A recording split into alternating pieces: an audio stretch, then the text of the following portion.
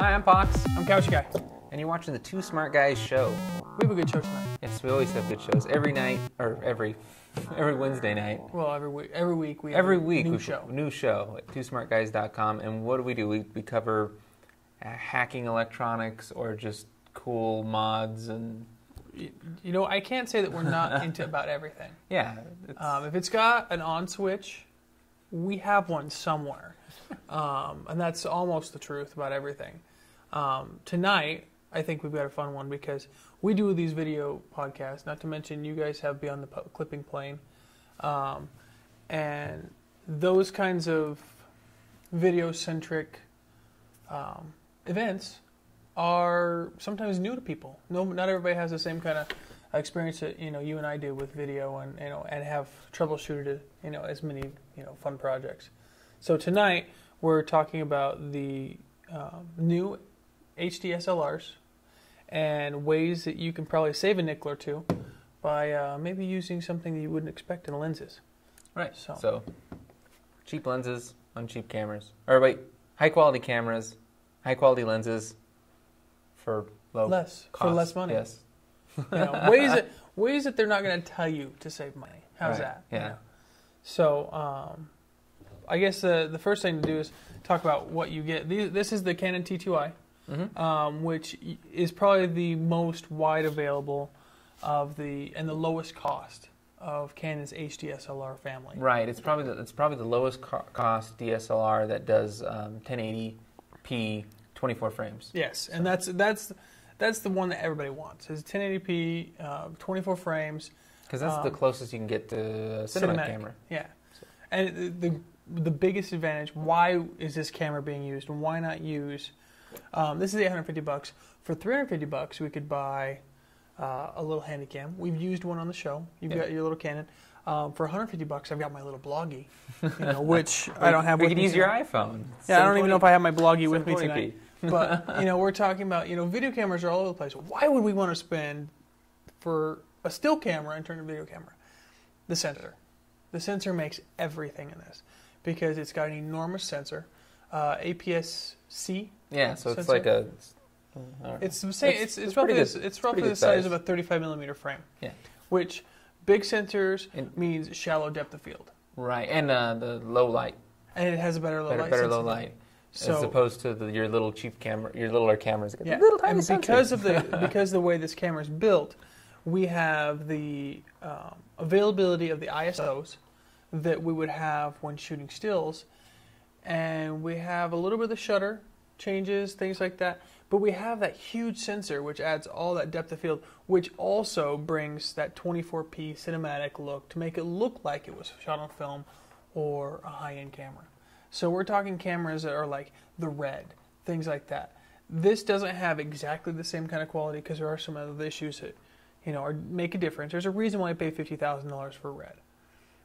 But for $850 compared to $25,000 or $30,000 or $50,000 for a Red, you can't compete. And this camera is really close to the 5D Mark II, exactly. Very, very close. It's got a little bit of, we're talking about the body's a little bit different because the body's not the professional body. The ISOs are adjusted differently, but they're in the same range, and the sensor is a little bit smaller. Yeah. So but, they're using like the 7Ds and the 5Ds on House, True Blood. This is the exact SNL. same sensor that's in the 7D. Okay, so there's a lot of comparisons here. Not the same body, where you lose the waterproofing and things like that. So. All right, so first of all, the lens, if you get this camera with a lens, you are probably going to get this lens, which is an 18 to 55 lens. It's got autofocus. It's a little zoom lens. It'll, So the 18 is like how wide it goes, right? 18 to 55 is the millimeter. And the 55 is so like 18 your is zoom. really wide. 55 is a little bit... 50 is used to be considered the standard 35 millimeter lens. So it's not a terribly large zoom, but... with the crop factor and everything else in there, it's going to feel like it's a nice 70 millimeter zoom, okay? I'm not going to go into the millimeters and the lenses and things like that. Just know the larger the millimeter, the longer the zoom. Right, because you can get to like 300. And you can get to 300, you can get to 500, you can get, there's huge lenses. We're not going to deal with major lenses. I think the largest one I have tonight is like 200. But 200's huge. We're talking about, 210. This is 70 to 210. So, we're talking about, that's pretty good. There's nothing shabby about that. All right, so the standard stock lens, there's nothing really wrong with this lens. I don't like some of the features because of shooting. I like control, and the only way you have control is to turn off every auto feature you can imagine. The first auto feature that I can't turn off very well in this is some of the auto iris. Now, I can control the iris from the camera. Now, there are some, like I showed you earlier tonight, when you zoom, the iris changes, and that's just because the way the lens is built, so that you may lose a stop if you're zoomed in versus zoomed out. That's okay. That's just the nature of these beasts. They're meant to be for still cameras. They're not meant to be video camera lenses. It's a great lens. But if I was going to use a different lens, let's say these old 35mm lenses, like this came from a Pentax camera, probably something that your father or grandfather would have used. Some of the things I'm going to lose. So the first thing I'm going to lose is the automatic lens. The lens, because anything that has a data port on the end of it, I don't have that on these other lenses. So we're going to lose that. We're also going to lose the autofocus, and we're going to lose the image stabilization. Right. Because basically the trick is adapter that you have, right? How much does that adapter run? What I did was, so I have a bunch of old lenses. We'll go into my lenses here in a second, but Canon built their lenses the cameras very smartly, and then what they wanted to do was be able to have everybody who had lenses to be able to use their lenses. Now, this is not a Canon mount, not adapter. You can buy a Canon version of this adapter, but this is not. Canon makes them? Canon does make them, I've been told. I have not looked for them because I wanted the cheap one. And you can get ones that are more expensive that actually do pass over some of this. If you had, because if say for instance you had Nikon lenses that were the new Nikon lenses, and you wanted to transfer some of the data, they do make those kinds of. They get very expensive, and they're very nice. I have good old-fashioned grungy screw mount lenses. It's called an M42 screw mount. We're talking cameras that probably started being made in the 50s. I'm not exactly sure when the M42 mount came in, but so that's the kind of mount that I have. And I basically just picked up an M42 screw mount adapter to Canon EOS. Okay, cost me $6 on eBay. I paid $10 total on shipping. It's a great little mount. If you're going to be doing this stuff seriously, you can almost afford one per lens. That's how really cheap they get. These lenses, these adapters can get very expensive. Do a little research, find some, see what kind of things, because there are some ones out there that may be missing some features. Yeah, and in fact, I've read that if you get some really cheap ones, they can actually damage your camera. You can. So do a little bit of research, because I did some research. I found out that you really want this little pin on the side for the lens adapter that I have. Just it stops it, things like that. But $6. I got it from a guy that was in the States. $6. I didn't get it at China. It was great. So what I do is I just have these little, the screw point on the end. It really just screws on. If I can do it on, now that we're live. It screws on, and my screw mount now becomes an EOS mount. It just stays on there. Now, if I ever want to change it, I just unscrew it. It's that simple. Okay. Now, with the camera, it would mount just the same as it does with traditional EOS mount lenses. Just pops right on there. It's tight. It's not loose. So how much is a lens like that if you pick it up usually? It's hard to say. Because here's what. Okay, my first confession is all of my lenses, all these lenses right here in front of us were free.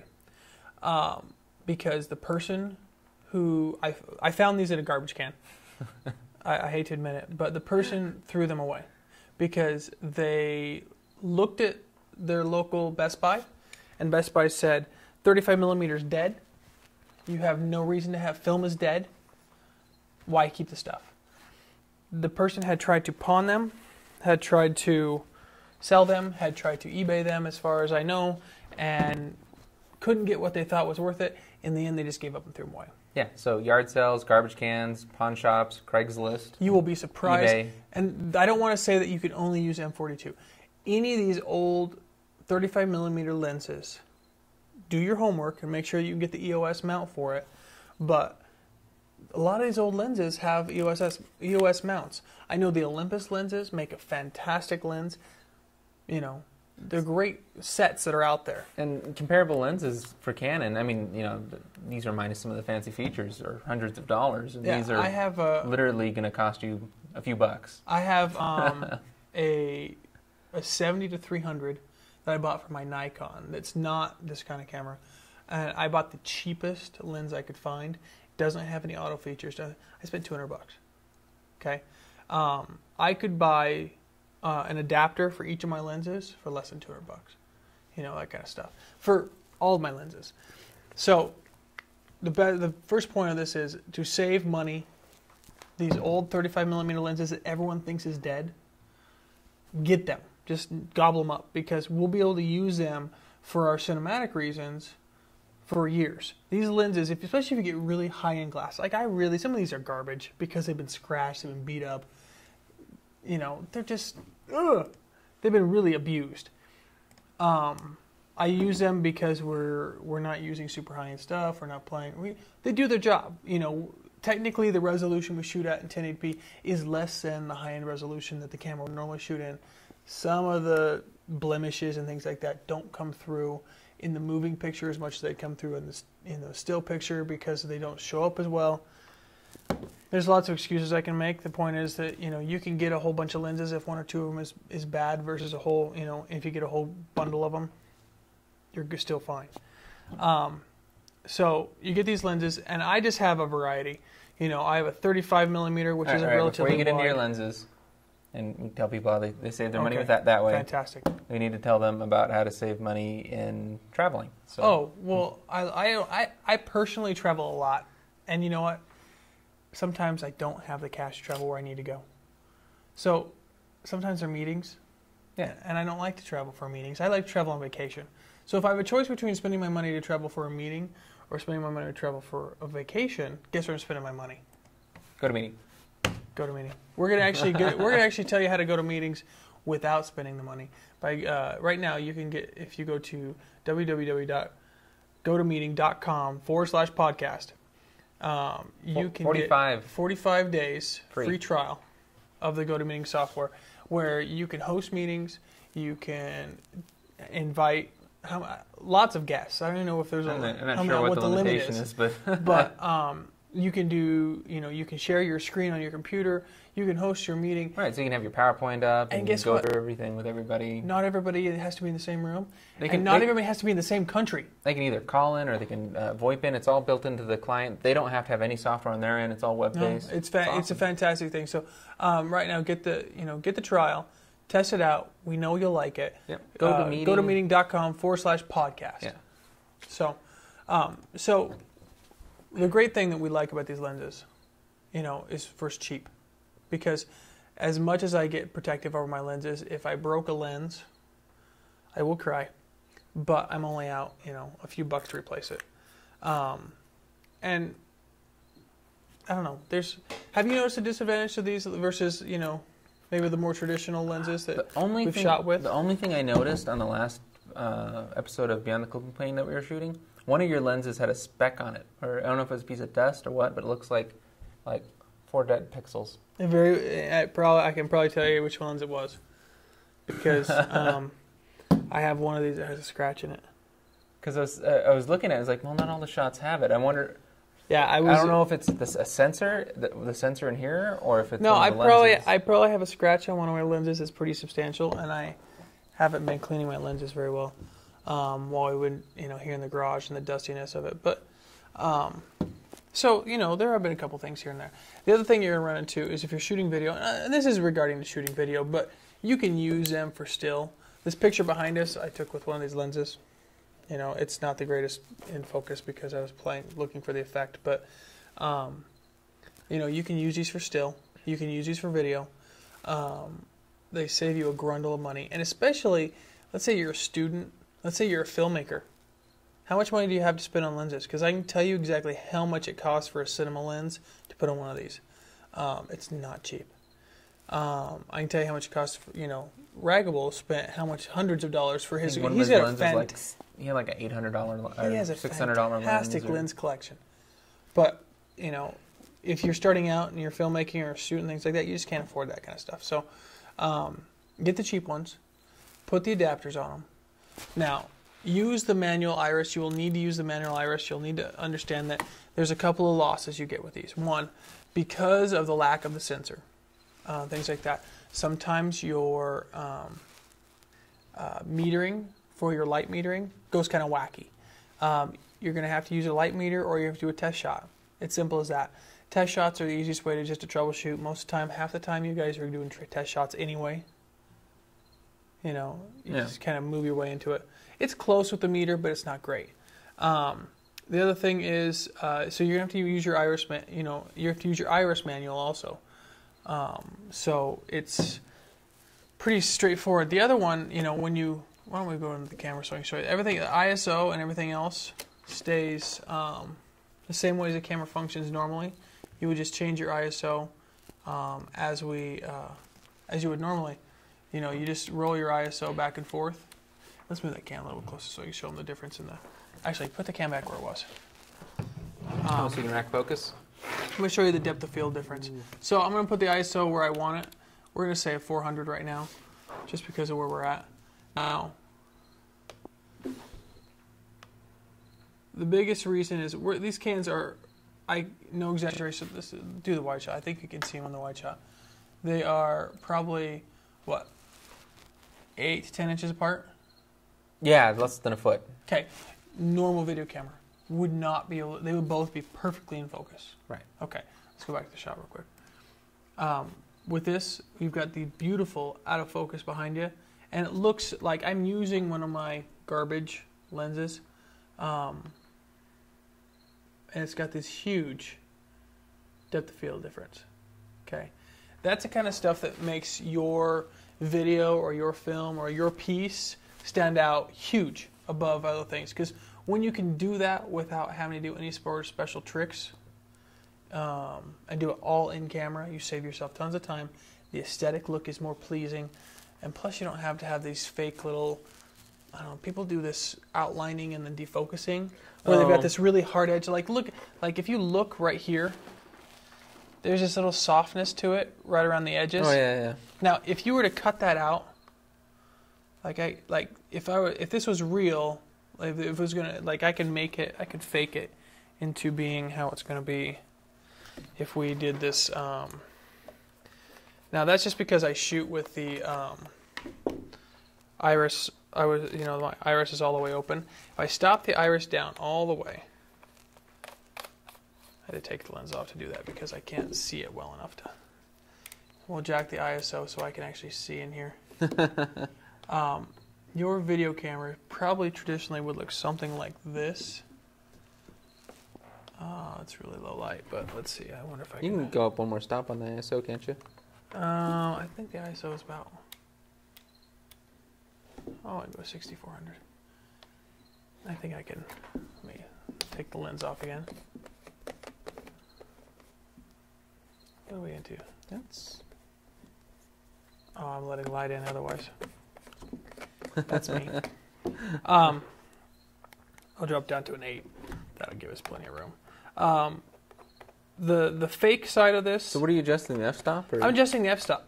Okay. And that's all I'm doing is adjusting the f-stop. So which way does that work? So if it's a lower number. So think of it, and I hate to make this comparison because of the way that our society is now driven, the same as piercings, the same as wire gauge. The larger the number, the smaller the hole. Okay. Oh. So if you've got a really small number, the opening's really large. Okay. So the smaller number gives you more depth of field? The smaller the number, that means the smaller the hole, which means that it's called the circle of confusion. But it's the craziest name, but I love it. The light that enters is more directional. Gotcha. So when the iris is all the way open, the light kind of bounces everywhere. So the amount of area to focus in is very, very shallow. And the sensor helps out in this because if we had we ran into this with our cameras here. The sensor is about half the size of my pinky nail, or less. Because it doesn't have very much area, when that iris is all the way open, it doesn't have that much space to bounce around in, so its depth of field isn't that great. It's very similar to this stop down. Right. Yeah, it's probably really close. So where we have just a little bit, and this is probably the most extreme that you'll ever get in another camera. And I'm almost at the end of my f-stop range, So it doesn't mean you limit your options. You just change your f-stop and you go into different. So you put your f-stop to the lowest number? It depends on what you want. If you want a shallow depth. If you want shallow depth of field, the lowest f-stop you can run at. Gotcha. Now, because what that does, it opens that lens wide open. It means that you have, sometimes really paper thin, focus area. We've ran into problems with, beyond the clipping plane with trying to get, not use a whole lot of light so we don't blow out the green screen, things like that.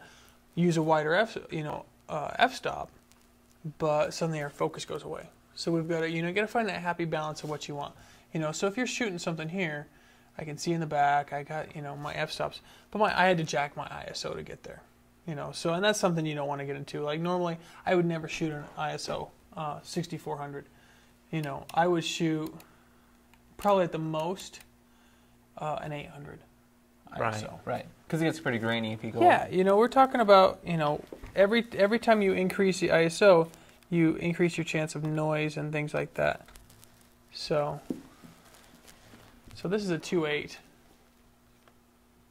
and you can start seeing the difference in the depth of field. If I can get this tripod to start working with me instead of against me.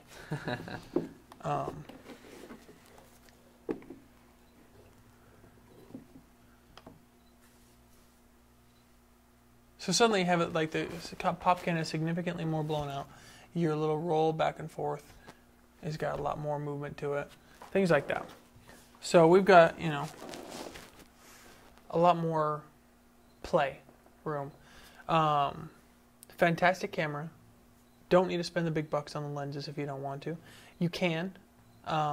You can spend a few bucks.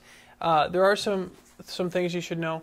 The closer you get to a matching set, the better off you are in some of the consistencies in the lenses in terms of how they operate, how their focuses are, and things like that. So if you get all the same manufacturer, things like that will help. Some of the things that you don't get when you buy lenses like this is occasionally you'll have lenses because the glass is made at different batches and made at different times. You may get lenses who lean towards a warmer color. Sometimes they lean towards green, sometimes they lean towards magenta. It's subtle, but if you're shooting, big stuff, you may notice it if you're shooting the same scene. We saw it in one scene where we had, one was a little bit greener than the other one. It wasn't significant. We can color correct out of most of the stuff, but if you're not aware of it, it can throw you for a loop. So, but you'd have to pay some big money for some prime lenses and things like that if you were going to avoid that kind of stuff. So, cool. Is there anything else? I have to say that for the most part, these are just fantastic to shoot with. It's nice to have the ability to go out and play with without spending so much. This is our business in film and video and whatnot has been such an expensive business to get into that it's very prohibitive for someone to be young, poor, and creative. It really, and you in reality, someone in high school with a job could buy this camera.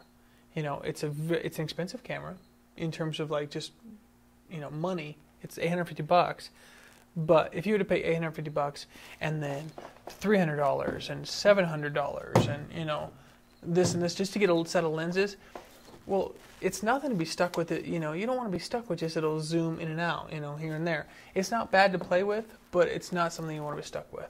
So this is a great way to, sometimes you can find these in, Grandpa's, collection. He doesn't have any use for them, and you might get someone who was into 35mm get into it. So I'm just really excited for the chance of anybody to, dive into this stuff. So Cool.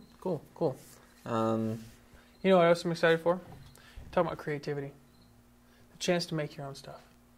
Yeah, it's amazing. I mean, you could literally make a movie with one of these that's as good a quality as most indie films that are out there. Absolutely, and there have been. But I'm thinking more along the lines of, once you get your movie made and you want to promote it, you have to wear T-shirts. You have to make bumper stickers. Ah, yes. You have to start selling yourself. And the best way to sell yourself, well, I guess selling yourself is the wrong way. The best way to promote yourself with your own products and your own T-shirts, and you make something someone else could buy. Right. Zazzle. Yep. I love Zazzle. I'm a big Doctor Who fan, and I find all my T-shirts on Zazzle. Yeah, so they've got a bunch of stuff that other people have made, or they've got a lot of licensed stuff from large properties, or you can make your own T-shirts, mugs.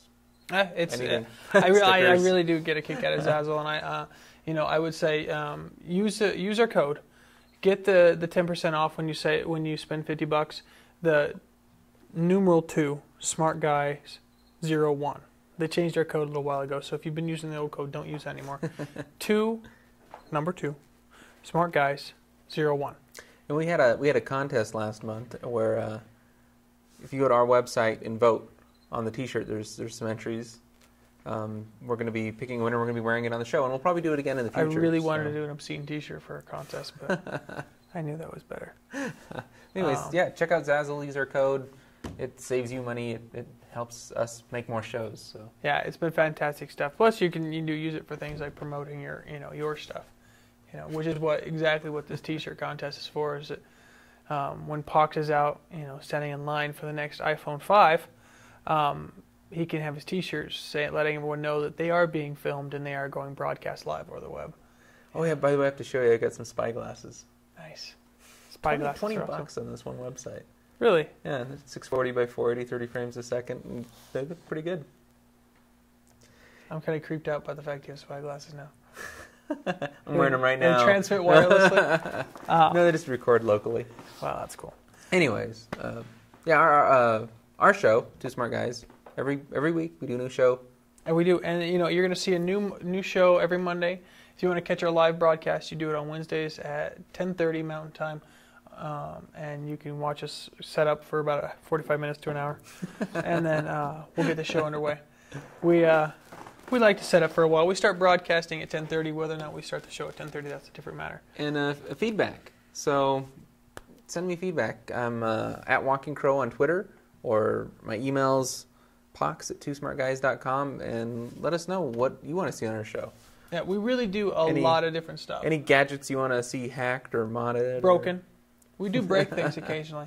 We have been known to blow up the occasional Xbox or hope that the Xbox pumpkin blows up. Oh God. But really, it's this kind of stuff that we're doing tonight with the film stuff. The reason why we bring this in is because we get a lot of questions here and there. We've shown you guys behind the scenes when we shoot Beyond the Clipping Plane. We've talked about green screen stuff before. How this show gets made and how other shows like it get made are sometimes just as interesting to people as hacking an iPhone. So we've had questions. We're trying to cover everything. All right. See you guys next week. See ya. This has been a Two Smart Guys production.